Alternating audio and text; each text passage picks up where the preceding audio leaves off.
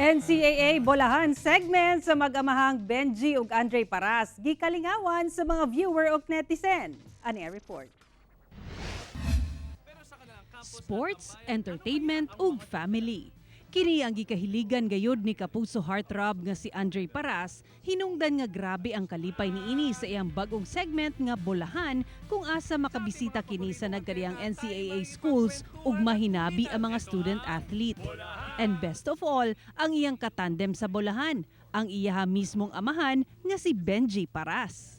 I just want to share the excitement I had with my dad because my dad was been pushing that segment for a long time. Yun nga, it's his concept because you know how much dad loves basketball and how much I love basketball. And yung naisip niya na why not, let's make sure that we know who our players are off the court.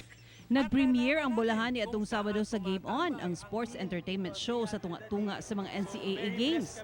Mainiton kining gidawat sa mga viewers sa GTV ug netizen nga ginaatangan na ang musunod nga episode ilabi na sa ilang bisitahon nga NCAA school. Marami kayong aabangan kasi nga ginagawa po namin yung treatment very light, making sure na makikilala po natin ang ating mga iniidolong players sa iba't ibang school. So yun, sa next episode, of course, hindi pwede ako mag-spoil kung saan pa kami, but you're gonna enjoy it kahit maikli lang yung oras, at least makikilala pa natin ng husto yung mga idol natin sa court.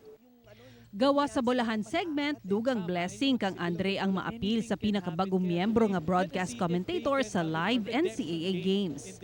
The feeling whenever I do work and I go with or I work with my favorite actors and actresses sa taping, grabe yung laking yung inspiration nila sa akin. Ngayon, NCAA as an analyst, I'm working alongside Martin Navier, Coach Hammer, Anton Rojas. These are the people you hear and see whenever you watch your favorite college games back then, and now makakasama ko na sila. Masaksihan ang Bolahan segment sa Game On sa NCAA live coverage matag Sabado ug Domingo sa GTV.